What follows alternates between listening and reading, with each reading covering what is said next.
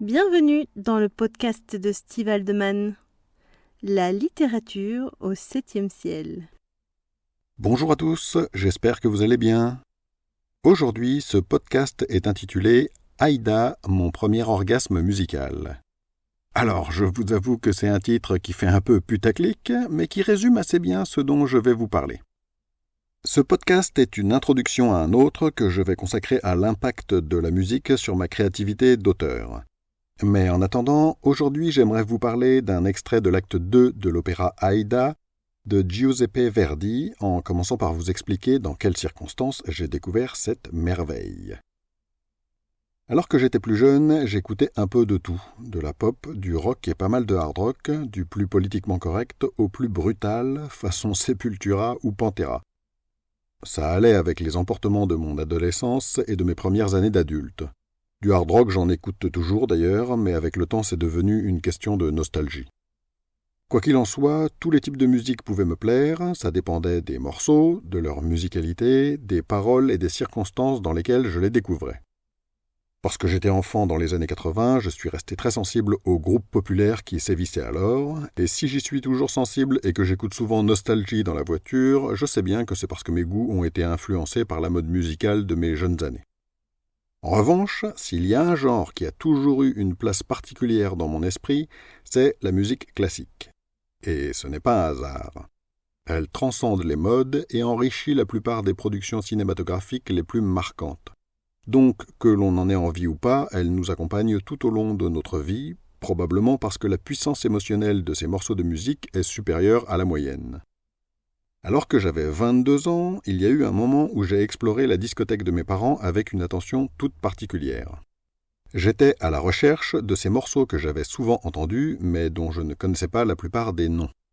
De cette façon, j'ai redécouvert les sonates de Beethoven, les œuvres les plus connues de Mozart et tout un tas de musiques iconiques à l'image des ballets de Tchaïkovski, ainsi que de nombreux autres compositeurs que j'avais découverts enfant, à l'image de Prokofiev avec Pierre et le Loup, mais dont j'avais déjà entendu une partie du répertoire sans le savoir. Je me demande quelle est la proportion des gens qui reconnaîtraient sans peine les premières notes de la danse des chevaliers, sans être capables pour autant d'en donner le titre et sans savoir qu'il s'agit d'un extrait du ballet Roméo et Juliette de Prokofiev. Faites donc l'expérience et dites-moi dans les commentaires si vous êtes dans ce cas. Donc au mois de juin, l'année de mes 22 ans, tous les soirs dans le salon déserté, j'explorais avec plaisir les nombreux disques de musique classique de mes parents. Cependant, un type d'œuvre me donnait plus de mal, c'est l'opéra. Le mélange de la musique orchestrale et des voix me paraissait trop chargé, trop baroque en quelque sorte. Jusqu'à ce que j'essaye encore, avec une compilation d'extraits de Aïda publiée par EMI.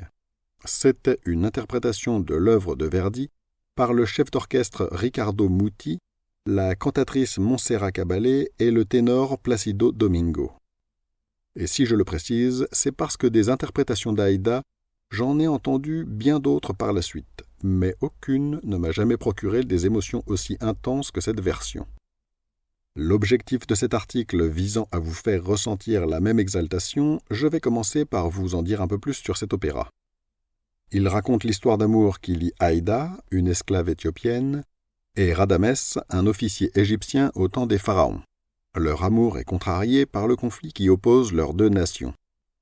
À l'acte 1, Radamès demande le commandement général des armées afin de remporter une bataille sur les Égyptiens. Il pense que ça lui permettra d'épouser Aïda, la jeune esclave éthiopienne qu'il aime et dont il est aimé. Il obtient sa nomination et Aïda espère qu'il va parvenir à ses fins en dépit de son amour pour sa patrie. Lors de l'acte 2, Radamès revient victorieux et c'est à ce moment que prend place la marche triomphale avec les fameuses trompettes d'Aïda. Si vous faites partie de ceux à qui ça ne dit rien, faites donc une recherche dans YouTube, il y a de fortes chances pour que vous reconnaissiez l'air. La deuxième partie de cet acte est l'extrait dont je vous parle aujourd'hui. Radamès demande alors que le roi réalise son vœu, comme cela lui a été promis avant son départ. Il demande la libération de tous les captifs éthiopiens. Le roi accepte, mais pour le malheur de Radamès et d'Aïda, il lui donne plus. La main de sa fille Amnéris, qui aime Radamès depuis toujours, et qui se consume de jalousie devant Aïda. L'acte 3 voit Rhadamès trahir son pays pour l'amour d'Aïda, qui se révèle être la fille du roi des Éthiopiens, qui était aussi captif, et qui œuvre pour se venger. Au 4e acte, comme on s'en doute au fur et à mesure que les conspirations d'Amnéris se jouent, l'histoire finit mal. Rhadamès, qui reste fidèle à son amour pour Aïda, est condamné à être emmuré vivant. Alors qu'il se lamente dans sa tombe, parce qu'il ne pourra plus revoir celle qu'il aime, il découvre qu'Aïda s'est secrètement introduite dans la crypte pour y mourir à ses côtés. Maintenant que vous connaissez l'histoire, si vous ne la connaissiez pas encore, je peux vous parler de cette musique extraordinaire.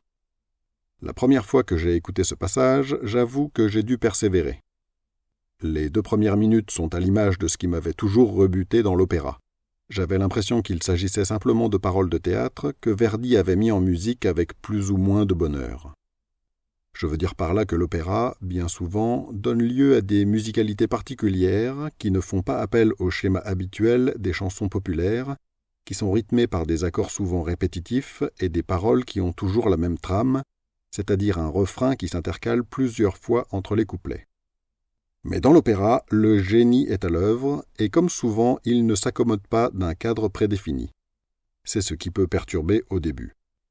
Quoi qu'il en soit, après ce passage que je perçois aujourd'hui comme un prélude, une sorte de mise en bouche, ou que j'aime comparer à des préliminaires, la voix de Fiorenza Cosotto m'a fauché à 2 minutes et 24 secondes, mettant fin à mon incertitude.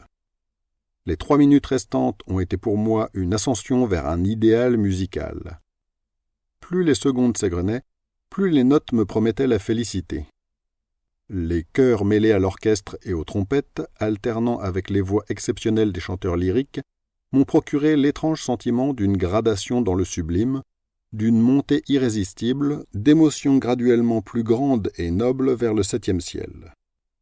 Mais trêve de bavardage, nous avons tous un rapport particulier à la musique, elle nous apporte des émotions qui varient avec notre humeur et nos goûts, alors à vous de vous faire une idée en écoutant l'extrait en question. Si vous écoutez ce podcast depuis mon site, le lien est juste en dessous dans l'article. Si vous écoutez ce podcast depuis YouTube, le lien vers l'extrait de Aïda en question est dans les descriptions. Et si vous écoutez ce podcast depuis un autre diffuseur, ne disposant pas des droits, je vous invite à vous rendre sur ma chaîne YouTube pour aller récupérer le lien depuis les descriptions du podcast en question. Je vous invite maintenant à mettre sur pause et à aller écouter le morceau avant de continuer. Alors, vos oreilles vous ont-elles procuré la joie que je vous promettais ? Si c'est le cas, je suis ravi d'avoir pu vous apporter ce plaisir. Et dans le cas contraire, ce n'est pas grave. Souvenez-vous de votre première fois, ce n'était pas terrible non plus, n'est-ce pas ? Eh bien, avec l'opéra, c'est pareil. Il y a des arts qui nécessitent un peu de temps pour se laisser apprivoiser. Persévérez, ça va venir. Vous pouvez découvrir les liens en description pour approfondir les sujets dont j'ai parlé. Si vous avez écouté cet épisode en podcast, je vous invite à vous rendre sur mon site stevehaldeman.com pour y trouver les liens en question, d'autres articles, ainsi que les romans que Rose et moi avons écrits et ceux qui seront bientôt publiés. Je vous souhaite une excellente journée et à bientôt dans un prochain épisode.